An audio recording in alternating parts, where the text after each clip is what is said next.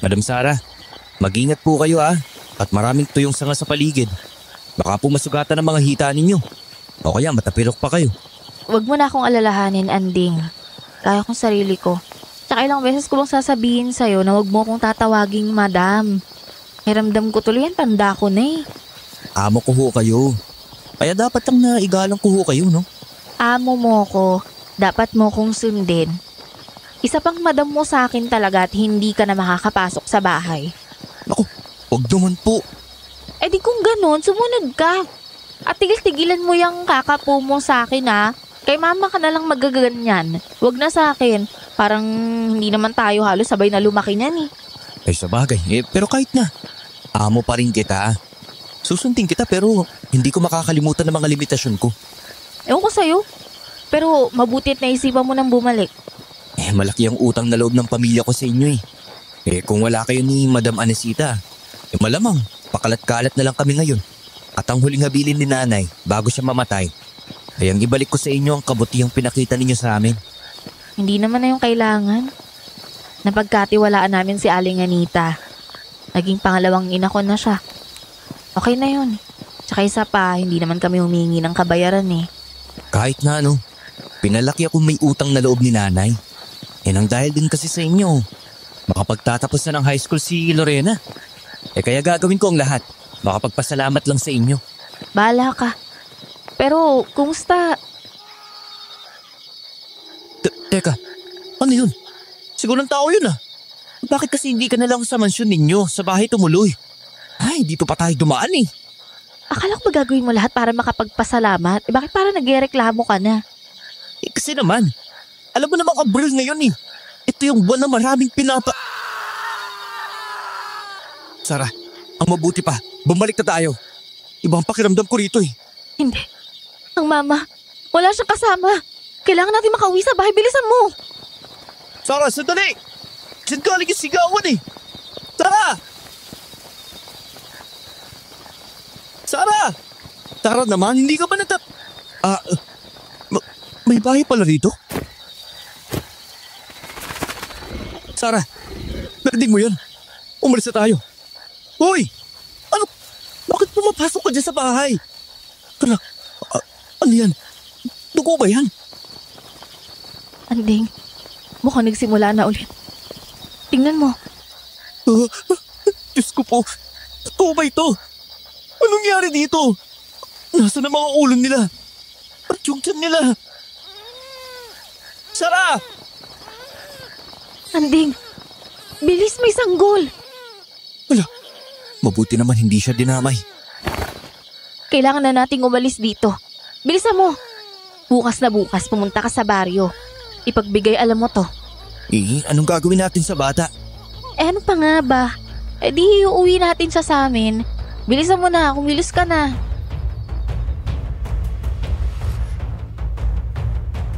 Kumusta, Sitio Pangil?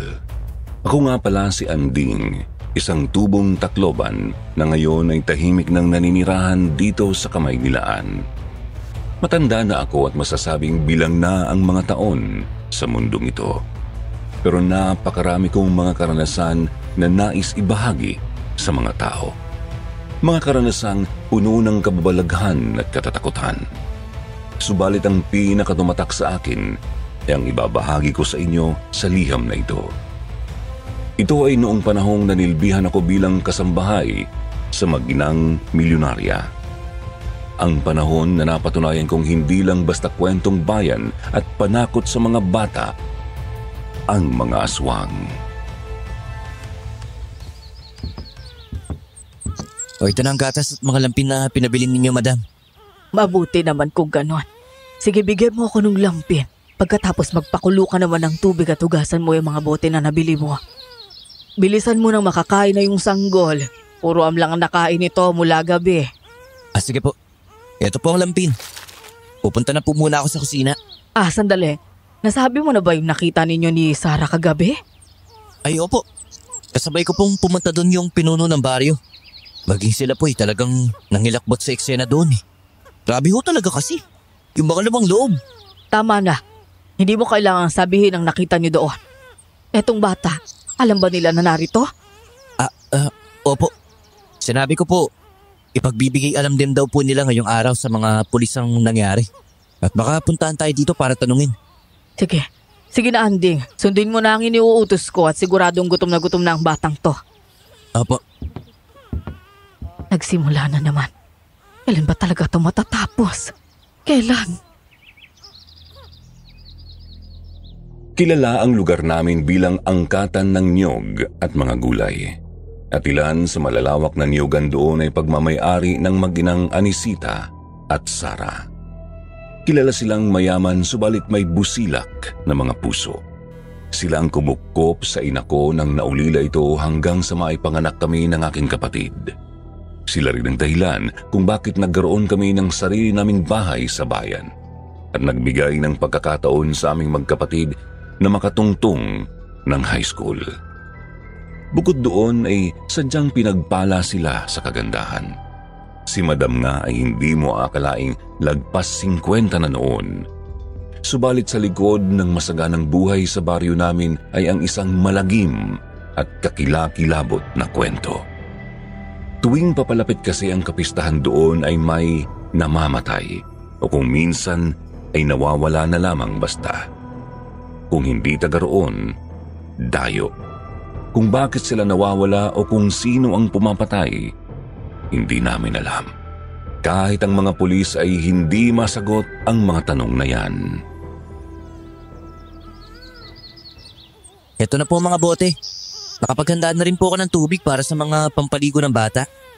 Ay, mabuti naman kung ganun. Sige, akong bahala. Iwan mo na ang mga yan dyan. Opo. Nakakatuwa po mga bata, no? Sinabi mo pa. Naaalala ko tuloy nung bata pa si Sarah. Oo nga po pala. Teka, nasaan po si Sarah? Naroon sa may niyugan at kinakausap yung katiwala namin doon.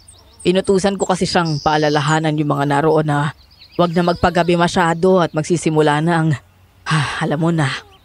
Oo nga po eh. Bata pa lang ako. Problema na ito ng baryo. Wala po ba talagang... Parang hindi ka naman dito lumaki. Kahit anong ronda, kahit anong bantay ng mga taong bayan at mga pulis, walang nahuhuli. Oo nga po eh. Pero kakaibang sa ngayon. Kadalasan, isa lang ang nawawala o pinapatay. Pero ngayon, 3 agad. Yung pamilya ng sanggol na yan. Pero pareho ng paraan ng pagpatay. Kaya malamang na... Ay nako, hindi ko rin alam kung anong nangyayari, Anding. Kaya kayo, mag-iingat kayo ni Sarah, ha? Paalalahanan mo palagi yun na huwag magpapagabi.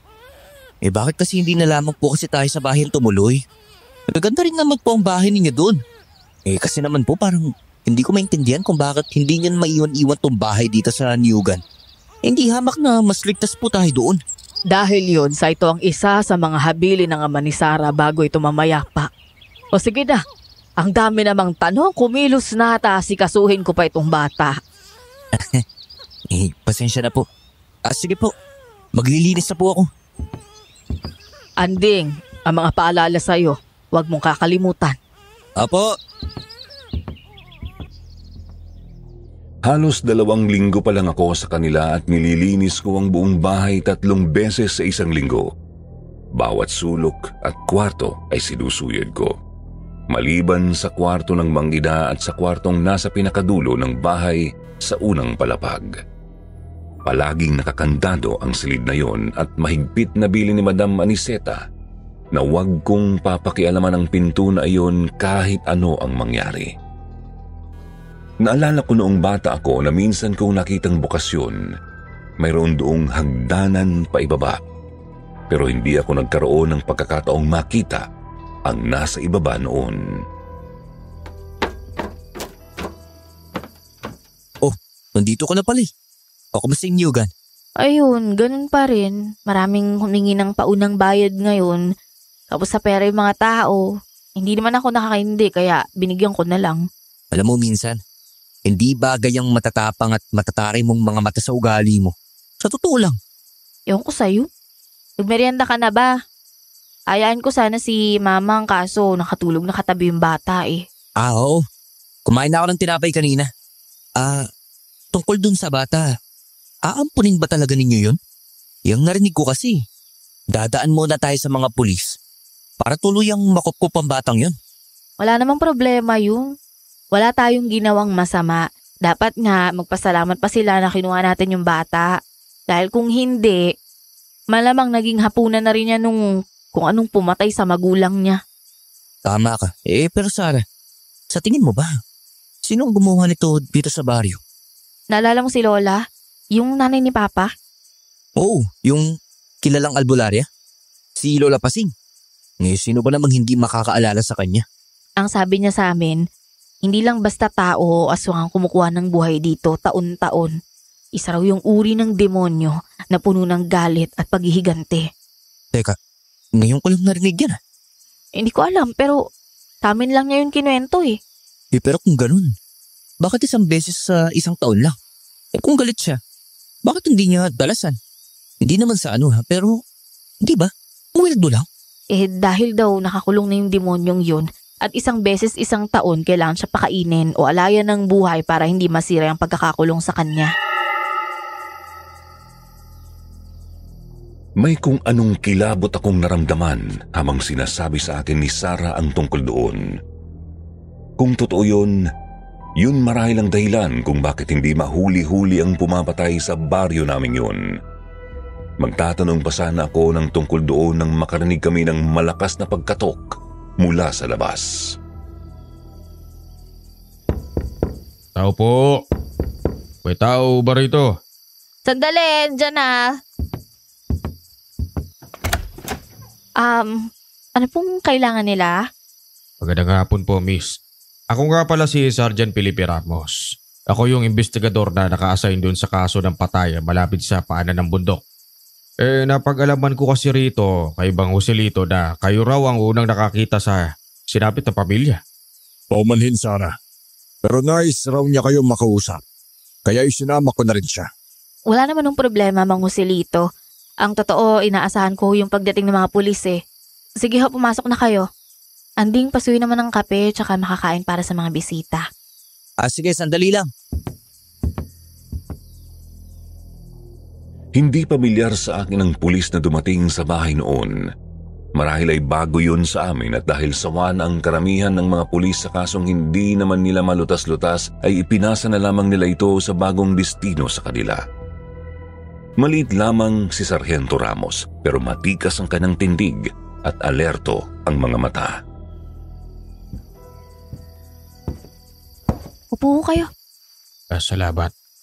Nais ko rin sanang marinig mula sa inyo at mga kasama mo kung ano yung nakita ninyo kagabi. At kung totoo ba na inuwi ninyo ang sanggol ng pamilyang yun. Mula sa kusina ay narinig ko si Sarah na ikinikwento sa pulis ang mga nakita namin noong gabi. Maging ang mga narinig namin ay detalyado niyang ipinaliwanag. Matapos kong makapaghanda ng merienda ay didala ko yun sa mga bisita. Kaagad akong tinanong ng pulis pero kung ano ang sinasabi ni Sarah ay yun lang din ang sinabi ko sa kanila. Pamilyar ba kayo sa pamilyang nakatira roon? Hindi ho. Hindi sila napapadpad sa gawi rito eh. Sa tingin ko, hindi talaga sila taga rito.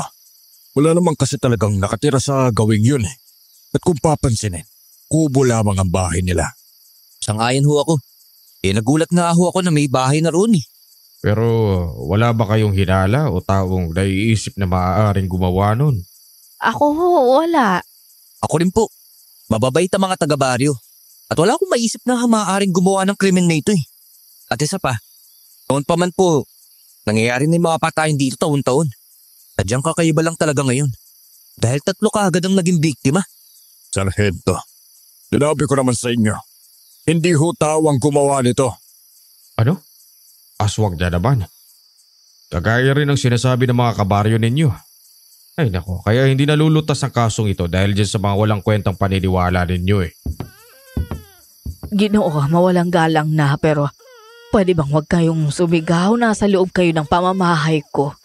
At tingnan nyo, nagising na yung alaga ko. Pasensya na ho. Madam Anesita, yan ba ang sanggol mula doon sa pamilyang pinaslang? Tungkol sa batang yan, may mga legal na dokumento kayong kailangan asikasuhin kung gusto ninyo siyang kupkupin. Alam ho namin yon. Huwag ko kayo mag-alala at talagang gagawin namin yon. Ang mas dapat nyong intindihin sana ay yung paghahanap sa kriminal. Tama yun. Sige ho. Alis na muna ako. Mukhang wala rin naman akong mapapala rito. Pabalik na lamang ako rito sa oras na may kailangan ako sa inyo, ha? Wala akong problema. Bukas ang pinto ng bahay namin para sa inyo. Pero lagi mong iisipin, Sargento. Iba ang lugar na to. Nangyayari dito mga bagay na hindi mo inaakalang nangyayari sa totoong buhay. Huwag sanang maging sarado ang isip mo. Parang may gusto yata kayong palabasin, madam, ah. Wala, binabalaan lang kita. Dahil lahat ng humawak ng kasong pagpatay at pagkawala rito ay may pare-parehong mga problema. Problema? Ano? Hindi sila naniniwala sa mga kababalaghan. Napangisi ang pulis at napailing na lamang.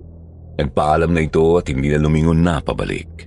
Si Mang Joselito naman ay humingi ng paumanhin kina Sara at Madam Aniseta at pagkatapos ay mabilis na humabol sa pulis.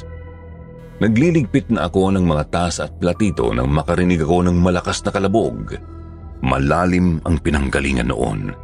Hindi ko yun pinansin hanggang sa muli ko yung narinig at naging mas malakas pa yun.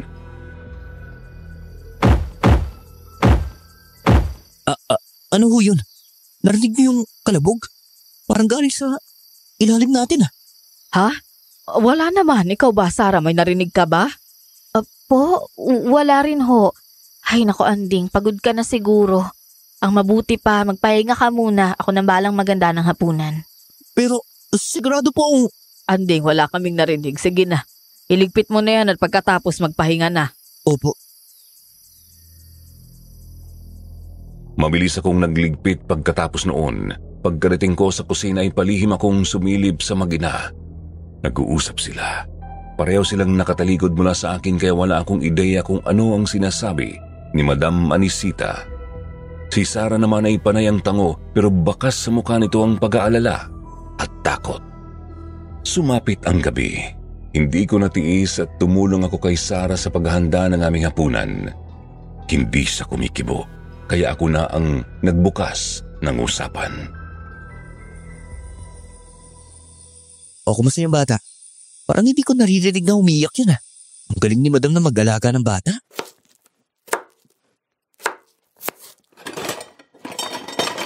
Hoy, Sara, narinig? Ha? May sinasabi ka? Kanina pa. Teka, bakit parang ang lalim ng iniisip mo ah? Ha? Wala. Inaantok na kasi ako eh.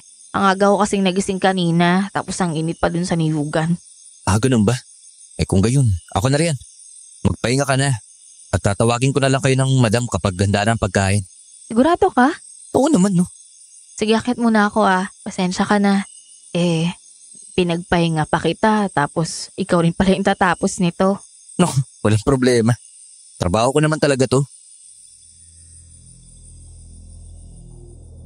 Iniwan ako ni Sara at narinig kong umakyat na siya sa kanyang silid. Nagpatuloy ako sa paghihiwa ng gulay nang mapansin ko ang isang malaking kasirola sa dulo ng lababo.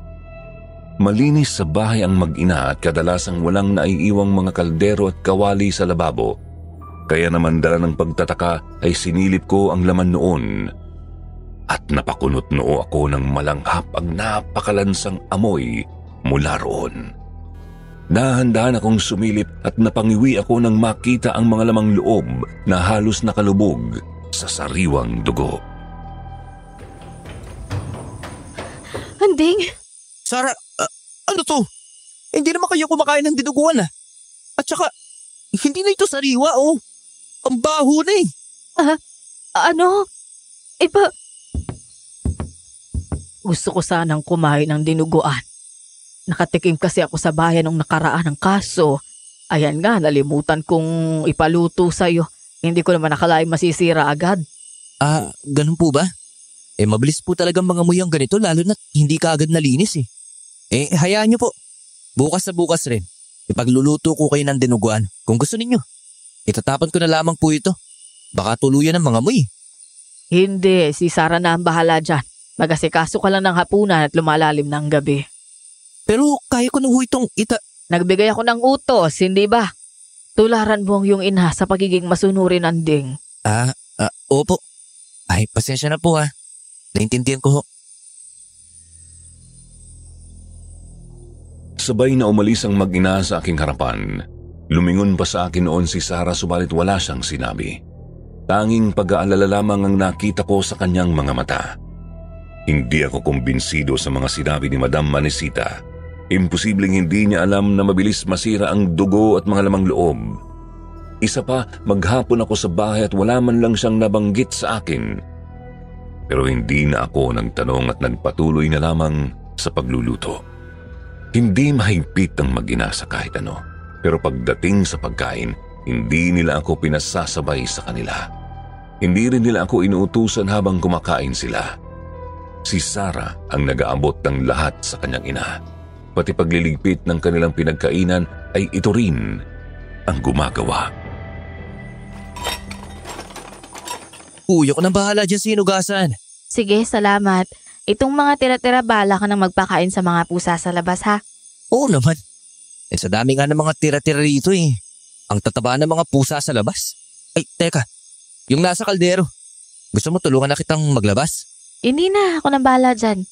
Anding, kung ano lang yung sinabi ni Mama, yun na lang yung susundin mo. Wala nang iba ha, para rin naman to sa'yo eh. Anong ibig mo sabihin? Basta, huwag ka na magtanong. Sige na, aakyat na ako at nagpapatulong si Mama dun sa bata. Madalas din yung sabihin ng nanay ko noong nabubuhay pa ito. Mabait si Madam Anesita. Huwag nga lang itong kokontrahin at nag-iiba ang ugali nito bigla. Nagpatuloy ako sa pagliligpit at matapos kumain ay naglinis na ako ng katawan at naghanda na sa pagtulog. Nasa ibaba lamang ang munti kong silid noon. Nasa kasarapan na ako ng pagtulog nang naalimpungatan ako. Tanda kong bumangon ako noon nang makarinig ng malakas na kalabog at pagbagsak ng takip ng kaldero sa sahig. Lalabas na sana ako nang marinig ko ang boses ni Madam Anesita. Ano ba, Sarah? Nakakainis na yung kalampahan mo? O ano? Paano kakainin yung mga lamang loob na yan? Patawad po, Ma. Lilinisin ko na lang ho. Lilinisin!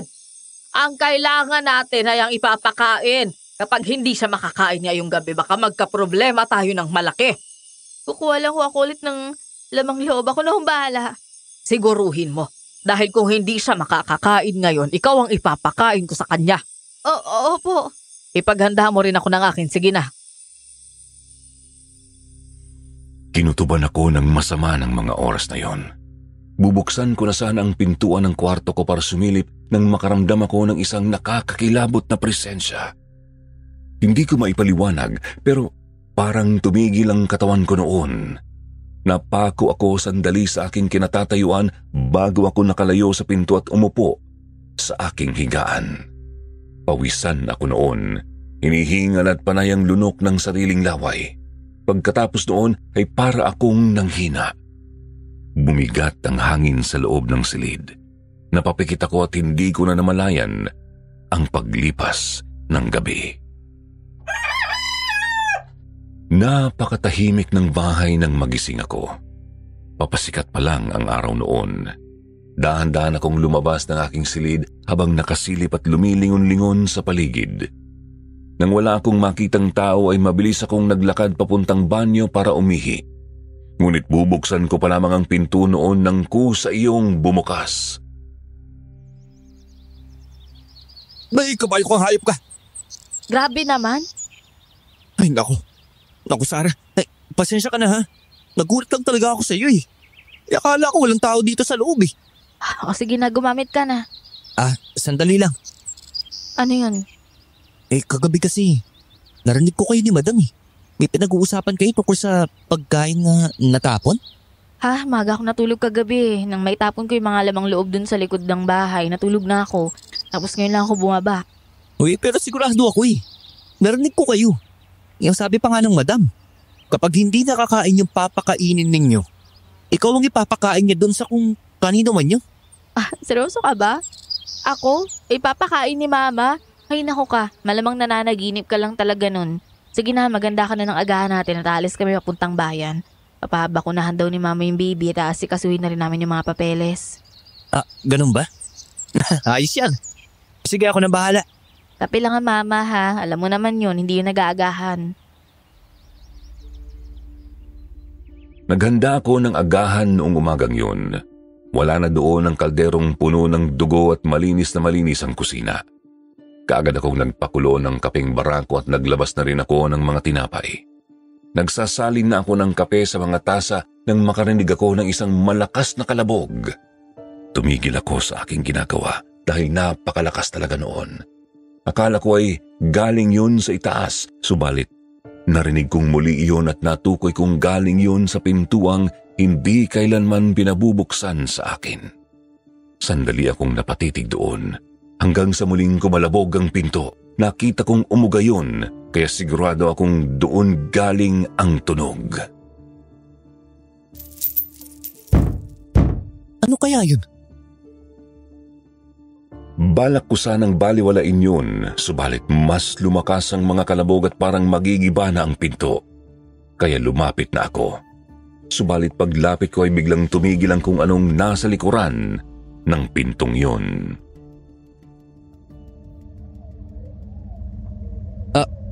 May tao ba dyan?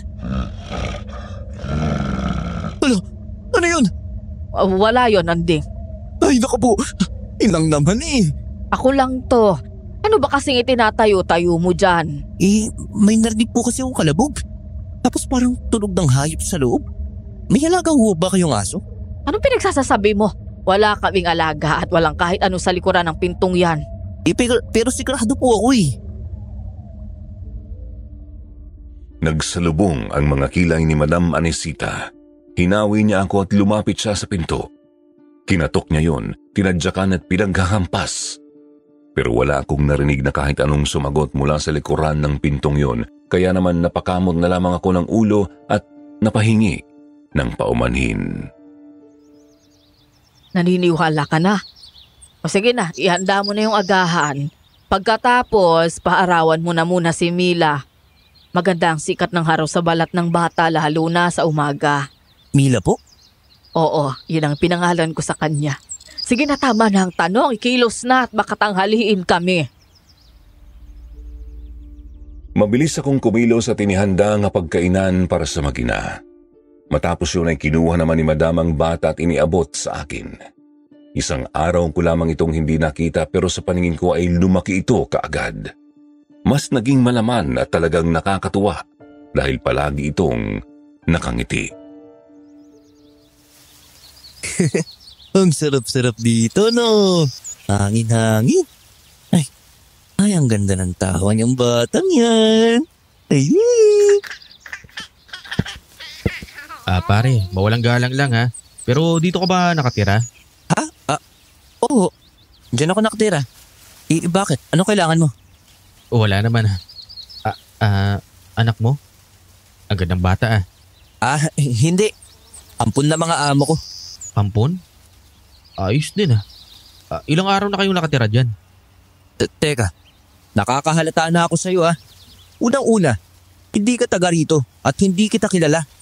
Ano ba kailangan mo ha? Magnanakaw ka no? Walang magtatangka nakawan ng mga aswang pare. Anong aswang? Wala. Basta mag-ingat ka. Hindi mo alam kung kailan sila mangangagat. Hoy, sandali! Tumigil ka! Hoy! Ano pinagsasabi nun? Ay, naku. Ay, nagulat ba kita? Ay, naku, pasensya na. Kainis kasi yung lalaking yun eh. Ano kaya yun? Magdanakaw lang yata eh. Ay, naku, ang hirap talaga ng panahon ngayon. Anding, ipasok mo na raw yung si Mila at bibihisa na ni Mama. Tapos may bibilin daw sa'yo. Papasok na ako ng bahay noon nang mapalingon pa ako sa direksyon kung saan naglakad ang lalaking kumausap sa akin. At natigilan ako nang makita ang lalaki doon sa hindi kalayuan. Nakatingin ito sa amin, nagmamasid at nanlilisik ang mga mata. Kaagad kong tinawag si Sarah subalit mabilis ring nawala ang lalaki. Ang mabuti pa, ay palagi mong isara yung gate at itong pinto lalo na mamaya taalis kami. Oo, yun talaga ang gagawin ko. Kayo rin mag-ingat kayo ha. Iba yung pakiramdam ko sa isang yun eh. Alam mo bang sinabi niya? Makaswang daw kayo. Ano? Paano naman niya? Ewan ko. Pero mabuti na mag-ingat kayo. Lalo ka na kapag pupunta ka sa Nyogan. Positibo ang naging tugon sa akin ni Sarah. Pumasok na kami at iniakyat ko na si Mila kay Madam. Dito ay binilinan rin niya ako na bantayan ang bahay. Paulit-ulit din niyang sinabi sa akin na kahit anong mangyari ay huwag na ulit akong lalapit sa silid na mahigpit niyang hindi pinalalapitan sa akin. Eksakto 8:00 ng umaga sila umalis noon. Kaagad akong nagligpit. At dahil naglinis na ako sa loob nung nakaraang araw ay ang labas naman ang inasikaso ko. Doon ko napansin na malinis ang likuran ng bahay. Walang bakas na may itinapon doon na dugo, ni hukay man lang. Sinuyod ko yon para makasigurado pero wala talaga akong nakita. Hoy, bata. Magandang umaga. Narin ba si Madam Anisita at yung anak niya? Sir. Kayo pala. Wala po sila eh. Umalis papuntang bayan. Ano po kailangan nila? Gaano katagal ka nang nagtatrabaho sa kanila? Tinatanong ko kung gaano ka nakatagal sa kanila. Ano ba, mahina ba pandinig mo? Mahina lang ang boses ko. Pasensya na po. Mga lagpas 2 linggo pa lang po. Ako po kasi pumalik sa namatay kong ina na nagtatrabaho rin sa kanila. Paano naman namatay yung nanay mo? Pasensya na ho kayo ha. Pero bakit po ninyo ako tinatanong na parang isa akong kriminal? Mukha lang po akong mangmang pero alam ko po ang karapatan ko, no? Hindi ko na ho kayo sasagutin. May mga nakalap kasi akong impormasyon na ang ina ni Sarah ang huling nakakitang kasagutan ng mag-asawang napatay dito nung nakaraan.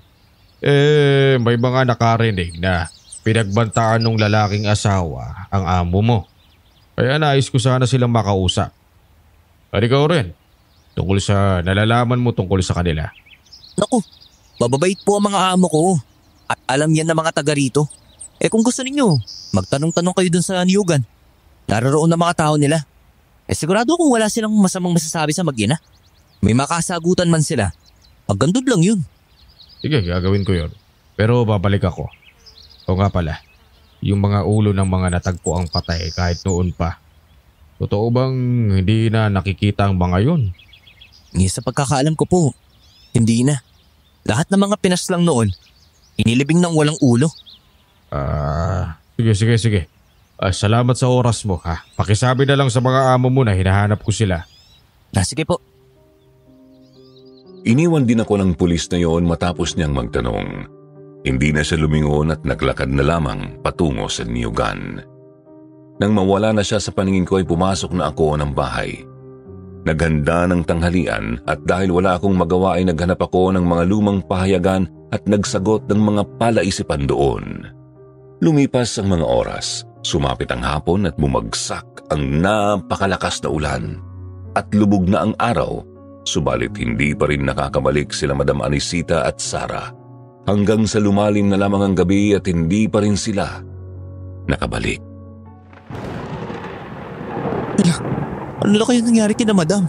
At baka doon na yun natulog sa bahay nila sa bayan dahil sa sama ng panahon.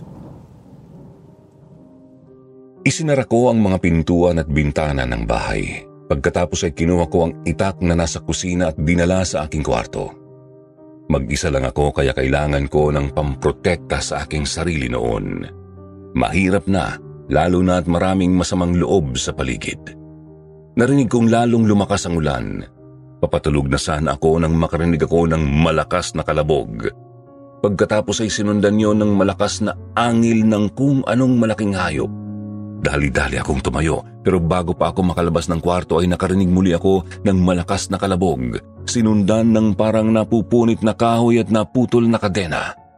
Pagkatapos ay nasundan ulit yon ng malakas na kalabog na sinabayan ng malakas na kulog.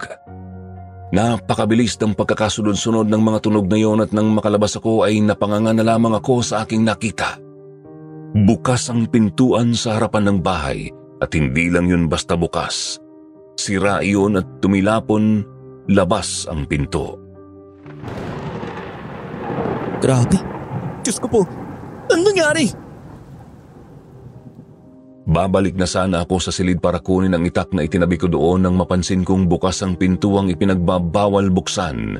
Sira iyon at may mga putol na kadenang nakapaligid doon. Natigilan ako, pero pinilit kong kumalma. Sa isip ko noon na isang magnanakaw ang nakapasok sa bahay. Tumakbo ako sa kusina para kumuha na lamang ng kutsilyo nang biglang kumidlat at namatay ang mga ilaw. Nabalot ng kadiliman ng lugar at nagsimula na rin akong matakot. Sino yan? Magsandata ako dito! Hindi kita sasantuin, sinasabi ko sa'yo! Mula sa pinto ay nakita ko ang liwanag na mula sa isang flashlight. Napakalakas ng ilaw noon at nang tumutok yun sa akin ay napapikit ako at napaiwas ng tingin doon na hindi ko naaninag kung sino ang may hawak noon. Ikaw? Hoy! Ayos ka lang? Sino ka? Ano kailangan mo dito? Ako to! Yung nakipag-usap sa'yo kanina sa labas. Yung nagsabi sa'yo tungkol sa mga aswang. Teka, ikaw ba may gawa nito? Sinasabi ko na nga ba't? Siraan ka na ba? Kakagaling ko lang sa labas. Naglakas loob akong pumasok dito matapos ko makitang lumabas dito yung aswang. Ay salamat, bumalik na yung ilaw. Ikaw? Ako nga. Ano? Teka, hindi ka ba nasaktan? Wala ka bang sugat? Wala. Teka, pililin lang mo lang ako eh. Ikaw ang... Sa tingin mo ba kaya kong gibain yung pintuang yan? Ang kapal-kapal niya no? Hindi yan kayang gibain ng isang normal na lalaki lang. Napaisip ako noon. Totoo ang sinabi niya. Isa pa naisip ko rin na kung magnanakaw siya ay bakit pa siya kailangang bumalik sa loob kung nakalabas na siya. Dahan-dahan akong tumayo. Kumuha ako ng kutsilyo. Wala akong tiwala sa kanya noon at mas maigi na ang maging sigurado. Ako si Felix. Isa akong manggagamot, albularyo kung tawagin nila. Narito ako dahil inupahan ako ni Mang Joselito na imbestigahan ang bawat bahay dito. At maniwala ka man o sa hindi, dito ko naramdaman yung malakas na presensya ng mga aswang. Pero wala dito ang amo ko eh. Teka, yung pinto. Dali-dali akong tumakbo papunta sa ipinagbabawal na silid at muli akong natigilan nang muling makitang paibabang hagdanan doon. Napatingin ako kay Felix at nakita kong naging seryoso ang kanyang mukha. Ano yung nasa ibaba niyan? Hindi ko alam pero nakakandado lang ang pintuang yan eh. At bawal ko yung buksan. Kahit anong mangyari. Kung ganun, Maaaring dyan galing ang nakita mong lumabas dito pero ano ba talaga yung nakita mo? maniniwala ka ba sa sasabihin ko? Hindi ko alam. Kung gayon, bakit hindi na lang natin babain yan? Para malaman mo kung ano talagang nanggagaling dyan at gumagawa ng lahat ng to. Napatingin ako sa madilim na silid na yun. Napalunok ako ng laway. Pakiramdam ko noon ay napakalakas ng kabog ng dibdib ko. May kung ano sa akin na nagsasabing huwag na akong manghimasok pa. Pero hindi naman ako ang nagbukas doon. At kung hindi ako makakasiguro kung ano ang naroon, baka hindi ako matahimik buong gabi at makatagal sa lugar na yon nang dahil sa pag-aalala at takot. Kung nagdadalawang isip ka dahil naghihinala ka pa rin sa akin, ay, ako na ang mauna. Bukod sa flashlight na ito, wala naman akong ibang dala, no? Wala akong sandata. Tingnan mo nga. Sige, ikaw ang mauna. Pero sinasabi ko sa iyo hindi ako magdadalawang isip na tataring ka ng saksak sa oras na kumilos ka ng kakaiba. Ay nako. Kahit karnihin mo pa ako, wala akong problema. Sige na! Lakad!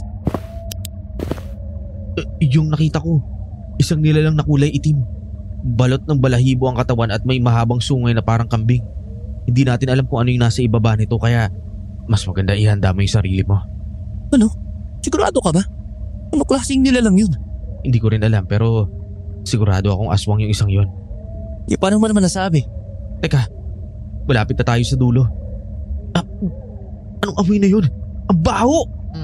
Nakagusto ka! Kaagad ko ring nasamyo ang nakasusulasok na amoy. Parang amoy ng nabubulok na basura mula sa palengke. Ilang beses akong naduwal pero si Felix ay hindi na napigilan ng sarili at nagsimula ng magsuka. Mga 15 baitang din yun at nang makamba kami, sinalubong kami ng nakatumbang pintuang bakal. Lalong lumala ang mabahong amoy. Nakakita ako noon ng pindutan. Pinindot ko yun at nagsimulang magpatay-sindi ang ilaw. Mga ilang segundong ganoon matapos yan tuluyan ang sumindi ang ilaw sa silid at nang hilakbot ako nang makita ang naroon. Diyos ko, ano to? Teka, totoo ba ito? Walang kahit anong gamit doon maliban sa isang palangga ng bakal na yupi-yupi na at walang tubig. Ang mga pader ay puno ng dugo na tila ipinahid doon gamit ang mga kamay. May mga kalmot din ang sementadong pader. Pero napakalalaki ng mga kalmot noon na hindi magagawa ng pangkaraniwang mga hayop. Pero ang nakakakilabot sa lahat ay ang mga bungo na nagkalat sa paligid. Ni hindi na namin mabilang ang mga yun sa dami. Uy, dito bilis! Ulihin, di ba? Bago pa umagayan ah. Maaring, ito yung ulo ng mga pinatay nung nakaraan. Hindi ko na alam ang gagawin ko ng mga oras na yon, Sir Jupiter. Gulong-gulo ang isip ko. Hindi ko akalain na sa likod ng pintuan na yon ay ang karumal-dumal na tanawin. Natulala ako. Nakaramdam ako ng panghihina at napasandal sa pader. Kailangan mo nang umalis dito. Sige na, habang wala pa ang amo mo. At saka isa pa, sigurado akong babalik ang halimaw na yun dito. Dalian mo na! Hindi. Sigurado ako may paliwanag dito si Sarah at Madam Anisita. Ano sinasabi mo? Ngayong alam mo na ang sikreto nila, siguradong hindi ka na nila bubuhayin. Mag-isip ka naman. Silang dahilan ko bakit mo ako kaharap ngayon. Sila ang pinagsilbihan ng nanay ko ng halos buong buhay niya. At di minsan, hindi ko naringgan ang nanay ko ng masama laban sa kanila. Hintayin ko sila. Naku, sige, ikaw ang bahala. Pero paano kung bumalik yung aswang? Anong gagawin mo? Manunugis ka kamo ng aswang, hindi ba? Pwes, samahan mo akong hintayin sila. At kung bumalik ang aswang, patunayan mong tagatugis ka nila. Ngumisi ang lalaki sa akin. Pagkatapos ay tumawa siya ng malakas. Kung patunay daw ang gusto ko ay walang problema. Basta wag lang akong magiging pamigat sa kanya. Umakyat kami pagkatapos noon. Tumila na ang ulan at nagpalipas kami ng gabi sa sala ng bahay.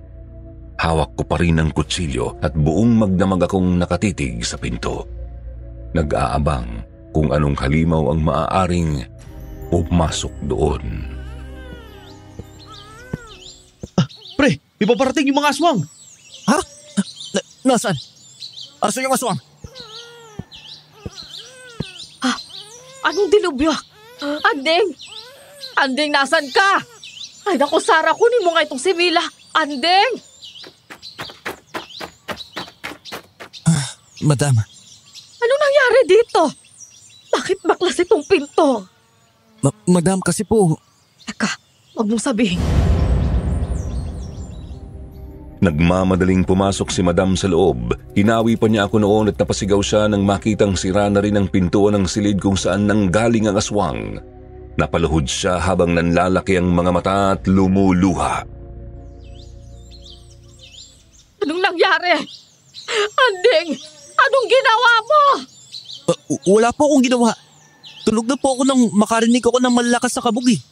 At paglabas ko'y ganito nang tumambad sa akin. Maniwala po kayo. Kitang-kita ko kung paanong nangitim ang gilid ng mga mata ni Madam. Nanlisik yun at bigla akong dinamba. Naipababawan niya ako at kaagad na naipwesto ang kanyang mga kamay sa aking leeg. Sa isang iglap ay nilalabanan ko na siya mula sa pagkakasakal sa akin. Mama, huminahon ka. Tumigil ka, Sarah. Pagkatapos ng isang to, ikaw ang isusunod kong impakta ka. Kung hindi mo na itapon yung dugot na ipakain yun, hindi sana nangyari to. Sandali ho, bitawan niyo si Anding. At sino ka naman? Hindi ka pangkaraniwan. Kung gayon, ikaw ang uunahin. Papalusog na noon si Madam Anisita nang bigla itong tumigil. Biglang bumalik ito sa normal nitong hitsura at lumapit sa sanggol. Kinuha nito ang bata mula kay Sarah at isinayaw-sayaw iyon. Dali-dali akong umupo at lumayo mula sa kanila. Sandali kaming nanatiling ganoon bago muling magsalita ang madam. Paumanhin ko na dala ko ng galit. Salamat, Mila. Ikaw lang palang makapagpakalma sa akin. Tumayo ka dyan, Anding. Doon tayo. Lumayo ka sa akin. Mga aswang pala kayo. Mga halimaw! Totoo yan. At alam din yan ng iyong ina. At isa pa, hindi aswang si Sarah. Ako lang at ang asawa ko. Asawa? Ibig sabihin, Oo, ang asawa ko nakulong sa loob ng silid na yan. Pero katawan lang niya ang gamit. Dahil demonyo talaga ang kumokontrol sa kanya. Isang uri ng itim na espiritu na nangailangang alayan ng buhay taon-taon. Pinalabas lang namin na patay na siya. Ganon? Kayo ang nasa likod ng mga patayin taon-taon? Oo, ako ang pumapatay at nangunguha ng mga tao taon-taon. Mga 20 taon ko na rin ginagawa yun. Iniaalay ko ang buhay ng mga pinapaslang ko sa masamang espiritu para manahimik siya sa loob ng 1 taon. pero paano napunta sa katawan ng asawa ninyong demonyong yun? Galing siya sa lahi ng mga manggagamot. Mga albularyong minsang nanirahan sa baryong ito. Nang maghasik ng lagim ang demonyong ito. Mga 40 taon na ang nakalilipas. Ang lolo niya at lola ang humarap doon. Subalit sadyang napakalakas nun at hindi nila magawang puksain. Dahil doon maraming namatay. Sa sakit, aksidente, at ang iba nasiraan ng bait. Narinig ko na nakawala lang din yon mula sa pagkakakulong. Minsan ko na ngang narinig ang kwentong yan pero akala ko noon kwento lang yan para panakot sa mga bata. Tama ka. Pero totoo lahat ng kwentong yon. Nang makahanap ng solusyon ng pamilya ng asawa ko, ginawa nila yon. Kinulong nila ang demonyo sa katawan ng amaan ng asawa ko. Nagpakasal kami. Pagkalipas ng 1 buwan matapos ang kasal namin, ay isinalin kay Kalisto ang demonyo. Nagkasakit na kasi at nanghina ang katawan ng kanyang ama. Bakit pa? Kung totoong malalakas silang albularyo, kayang-kaya nilang ipatapon sa impyerno ang demonyong yun. Hindi yun ganun kadali, Anding. May mga malalakas talagang espiritu at mga elemento na hindi kaya basta palayasin lang o itapon kung saan. Ang iba, ikinukulong. Kung hindi sa gamit, sa mismong mga tao. Tama yun. At ang kondisyon sa pagkakakulong ay ang buhay ng isang tao taon-taon. Puso at utak. Yon ang pinakakailangan. Isang tao? Pero isang pamilyang pinatay ninyo ngayong taon. Hindi nyo ba naisip yun? Hindi. May isa pa kaming inialay sa kanya. Sarah, Ano? Tama na, Mama. Alam naman na nila ang lahat eh. Oo, may isang dayo kaming inalay. Kinain niya yung utak nun. Pero hindi yun sapat. Kaya kumuha ulit si Mama para muling ialay. ang ama lang sana ng sanggol na ito ang balak kong kunin. Pero nanlaban sila. Napatay ko sila habang pinoprotektahan ng sarili ko. Dinala ko na lang ang lahat ng ulo at lamang loob para hindi naman masayang ang mga buhay nila. Kalokohan. Mga kriminal kayo. Kaya pala ganun na lamang ang pag-aalaga ninyo sa batang yan. Dahil inuusig kayo ng inyong konsensya. Tama yon. Sabihin mo na ang gusto mong sabihin. Pero ginagawa ko to sa ikabubuti ng baryo. Sa tingin mo ba gusto kong pumatay? Sa tingin mo ba pinili ko ang pagiging aswa? Sa tingin mo ba madaling magdalang tao habang pumapatay at nilalabanan ng kahayukan sa laman ng tao? Pinilit kong maging ganito para protektahan ang asawa ko at ang bayang ito. Kung hindi ko to ginawa sa loob ng maraming taon, baka pati ikaw wala na. Sige, ipagpalagay natin na ganun nga. Pero ang tanong, ano na ang gagawin natin ngayon na kawala na ang halimaw ninyo? Saan natin siya hanapin? Sigurado ako naghahasik ng lagim yun. Kung naipakain ko lang sana yung dugong yun, mga lamang loob, hindi sana. Kainis! Hindi rin. Ultimong dugo, utak at puso ng tao ay hindi tumalab. Pakiwari ko nang hihina na ang katawan ng ama mo. Pero ano nga bang ginawa mo rin sa dugo? Sinabi mo maghahanap ka ng kapalit, hindi ba? Tawarin niyo ako. Tinapon ko yun doon sa gilid ng niyugan. Wala na akong nakitang hayop. Kaya wala na akong naipalit doon. Teka, paano kung mamatay ang katawan na yun? Ano mangyayari? Simple lang. Makakawala ang demonyo at muling mabibiktima. At hindi natin yun maaaring hayaang mangyari, Sarah. Handa ka na ba? Opo, Mama. Kung ito talaga yung tadhana ko. Teka. Huwag din niyo sabihin, kaysa ninyo isasali ang demonyong yun. Abay talagang hindi ako papayag. Tantanan ninyo ang anak ninyo. Kung hindi sa akin, kanino? Ako na lang ay nag-iisang lahi ni Papa. Trabaho ito ng lahi namin at handa akong ibigay ang buhay ko para sa nakararami. Natigilan ako ng mga sandaling yun. Kita ko ang determinasyon sa mga mata ni Sarah. Subalit hindi rin niya maitago ang takot at pangamba sa panginginig ng kanyang mga kamay. Pero wala akong alam na ibang paraan. Isa pa ng mga oras na yon ay medyo magulo ang isip ko. Naalala kong sinampal ko pang sarili ko para masigurong hindi yun isang bangungot. Sandali, ito talagang pinunta ko rito eh. May alam akong orasyon. Kaya kong dalhin sa ilalim ng impyerno ang hayop na yun. Pero sa isang kondisyon.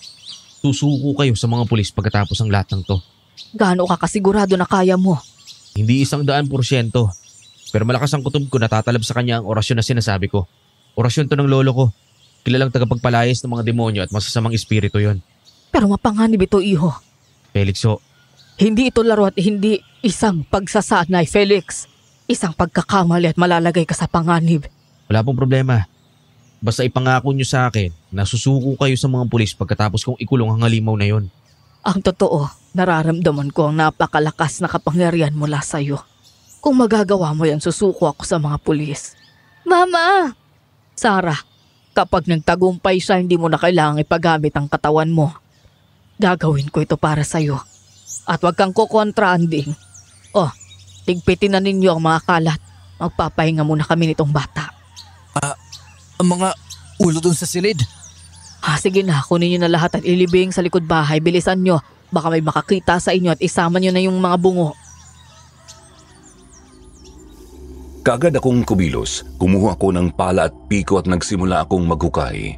Nagulat naman ako nang sumunod sa akin si Felix. Kinuha niya sa akin ang pala. At dahil kauulan lang noong gabi ay mabilis kaming nakapaghukay. Kaagad naming inilibing ang mga bungo at ang nabubulok pa lamang na ulo ng mag-asawa at ng kanilang anak ay inihiwalay namin ng hukay. Pagkatapos ay sabay kaming nanalangin ni Felix para sa kanilang mga kaluluwa. Uy, paano mo hanapin ang aswang na yun, Felix? Hindi ko pa alam pero kailangan ko yung makita sa lalong madaling panahon. Anding, yung mga pulis nandyan na. Sige, sandali. Nagmamadali kami ni Felix na umikot ng bahay. Pagpasok ko ay naroon na kaagad ang sarhento. Kaagad niya kaming tinanong tungkol sa nangyari sa bahay. Nadatnan pa kasi nito ang mga kalat. Nagdahilan naman ako na ipinaayos yun ng madam at pamahiin ng mga ito na sirain ang mga papalitang parte ng bahay. Nagpapahinga po ang mama. Pasensya na ho. Walang problema. Gusto ko lang ipaalam sa inyo na mayroon na namang naging biktima ng patayan kagabi. Kagaya ng unang biktima, walang hulo ulit. Walang labang loob at nagkalat ang dugo sa buong bahay. Nais ko lang bigyan kayo ng babala, lalo na't malayo ang bahay ninyo sa baryo. Wag ko kayo mag-alala. Kaya nga ho, pinatitibay namin yung mga pinto dito sa bahay. Pero nakakapagtaka na hindi kayo nilulusob dito ha. Kahit na malayo kayo sa mga tao. May posibleng dahilan kaya? Natahimik kaming tatlo nila Felix at Sarah. Hindi naman na nagdagdag pa ng tanong ang pulis. Umalis na ito. Sinundan pa namin ito ng dingin pero hindi na ito lumingon pa. Kaagad naming niligpit ang mga kalat at kaagad akong gumawa ng pamalit sa mga nasirang pinto. Tumulong naman ulit si Felix. Si Sarah naman ang naghanda ng tanghalian. Habang nagtatrabaho kami at rinig namin ang tawanan nila Mila at Madam, halatang napapalapit na siya ng husto sa bata. Sa tingin mo, hindi niya kakainin yung bata? May mga aswang na kayang kontrolin ang kanilang pagnanasa sa laman ng tao eh. Kadalasan, yung matatanda na at matagal ng aswang. Ganun? Oo. At saka kung kakainin niya yung batang yon, matagal na sana niyang ginawa. Nagpatuloy kami sa paggawa ng pinto at gabi na nang matapos kami. Doon na lamang din bumaba si Madam dala ang batang si Mila na muli ay napakaganda ng ngiti. Hindi alintana na ang may karga sa kanya ay ang mismong halimaw na pumatay sa mga magulang niya. Kinumusta lang ni Madam ang mga pinto. Umakyat na ito pagkatapos ay kami namang tatlo nila Sara ay naghapunan na. Dito na sinabi ni Sara na kaya hindi ako pinapasabay sa pagkain sa kanila ay para hindi ko makitang nagpapanggap lamang ang ina niya na kumakain ng normal na pagkain. Ayaw ka rin naman talagang mapahamak ni Mama Anding. Malaki ang utang na loob niya sa nanay mo. Si nanay mo kasi ang talagang tagahatid ng pagkain nun sa papa ko sa ibaba. At kahit minsan hindi siya nagreklamo o nagsabi sa ibang tao. Hindi naman na ako sumagot. Nagpatuloy lang ako sa pagkain hanggang sa tumayo na si Felix at nagpaalam na aalis para kumuha ng mga gamit. Magsisimula na raw kasi siyang tugisin ang halimaw at baka may mabiktima pa ito sa paglipas ng magdamag. Ansong mo ako? Ano naman may tutulong mo sa isang kagaya ko? Ako nang bahala doon. Grabe ka naman. Basta. Di ka pwedeng sumama. Sara, pwede ko bang makausap saglit ang nanay mo? May gusto lang ako itanong eh. Oo naman. Sandali, tatawagin ko.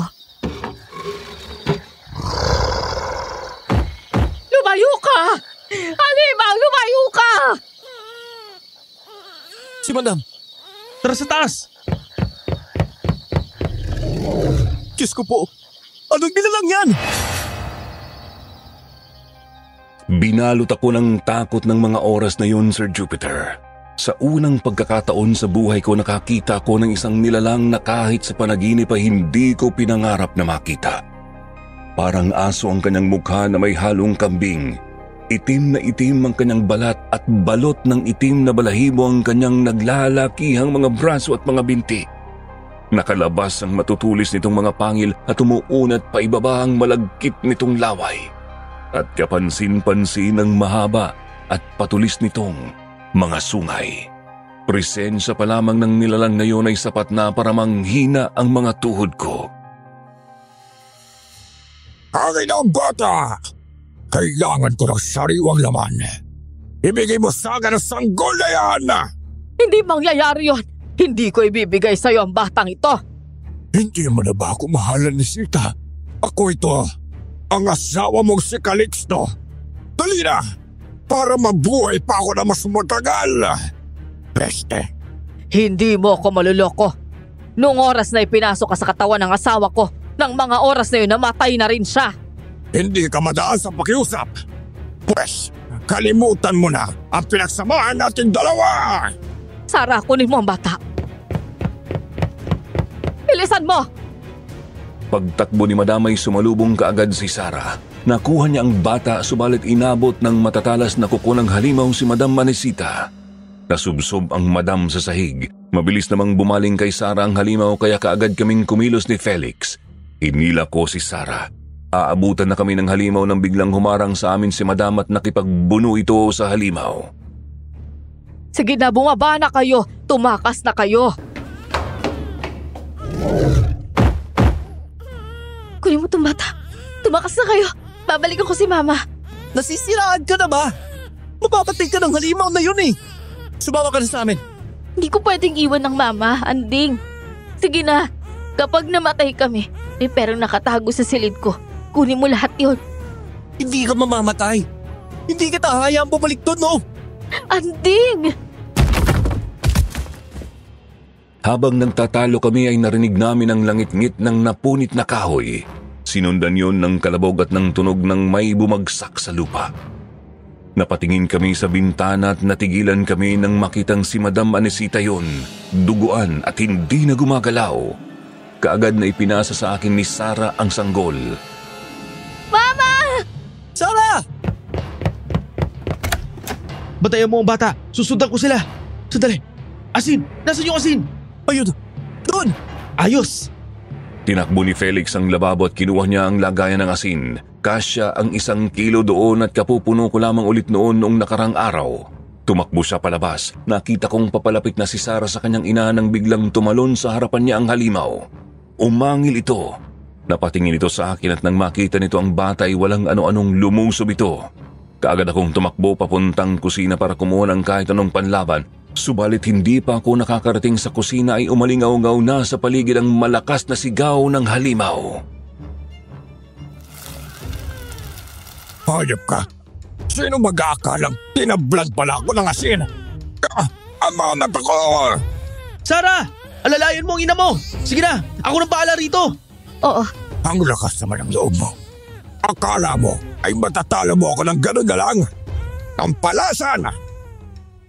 Lumusob ang halimaw kay Felix. Muli namang nagsaboy ng asin si Felix. Sa pool ang halimaw at napasigaw pero hindi yun tumigil sa paglusob.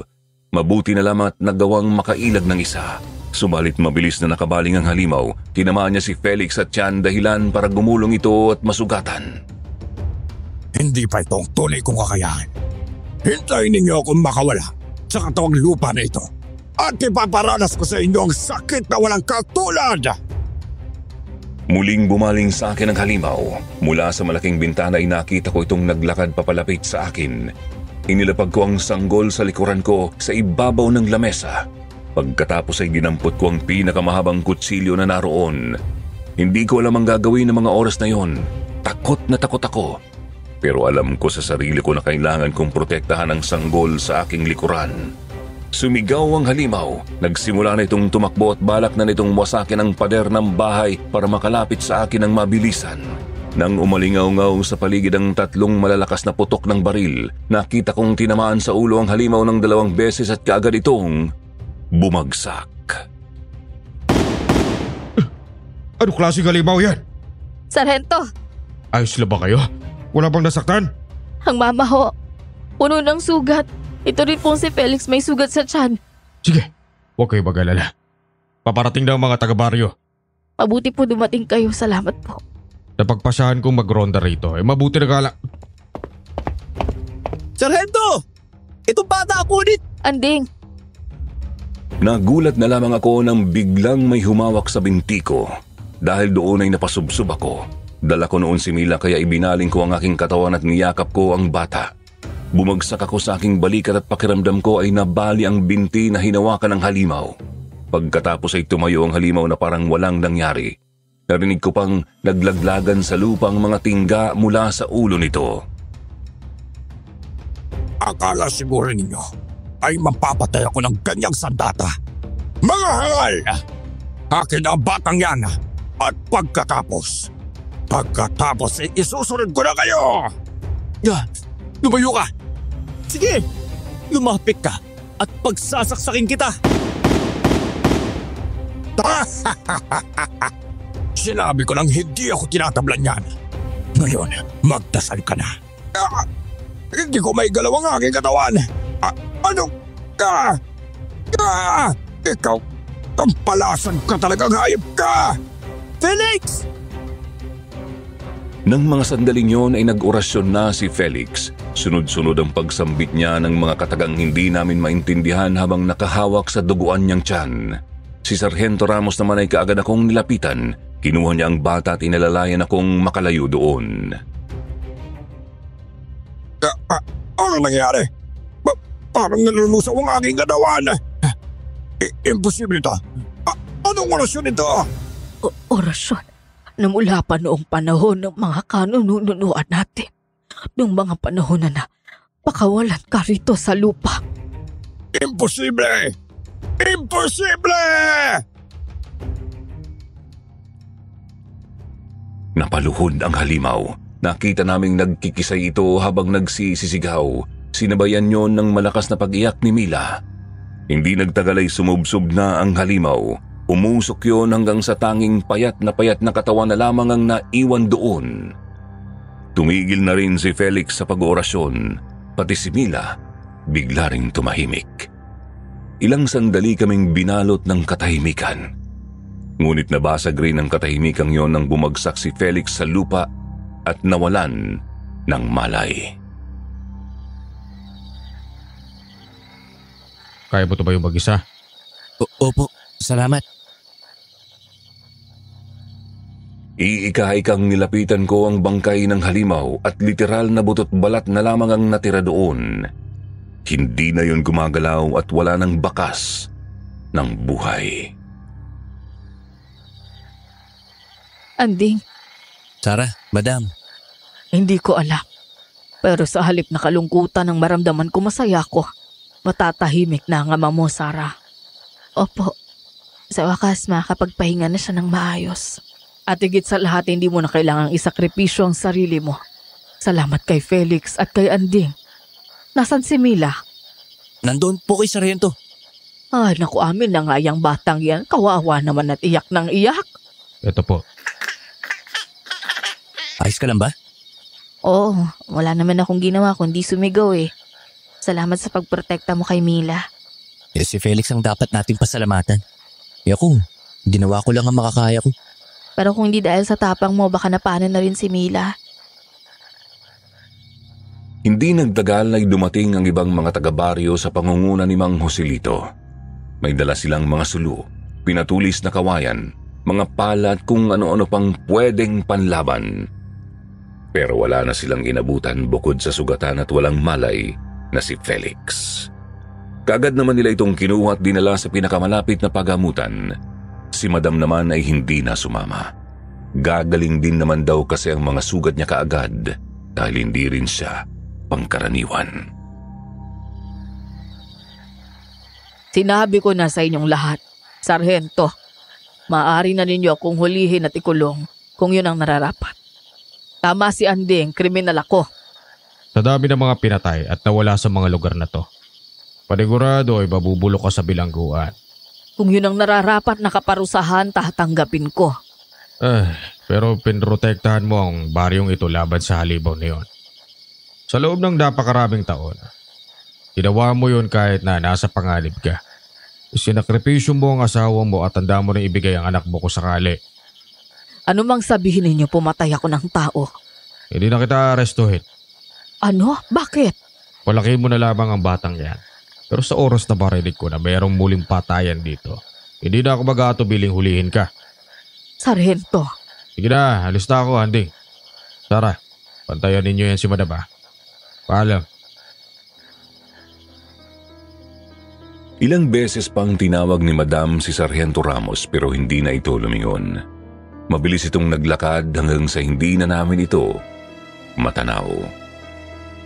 Inilibing ko ang mga labi ng ama ni Sarah sa likuran din ng kanilang bahay. Nilagyan ko iyon ng simpleng puntod. Inilipat din naman nila iyon matapos ang 1 buwan. Dumating ang araw ng pista. Naging masaya ang lahat. Maging si Felix ay nakisaya ng gusto sa amin. At ng mga sumunod na taon, wala nang nangyaring patayan o kaso ng pagkawala. Unti-unti na ring nalimutan ng mga tawang tungkol doon sa paglipas ng panahon.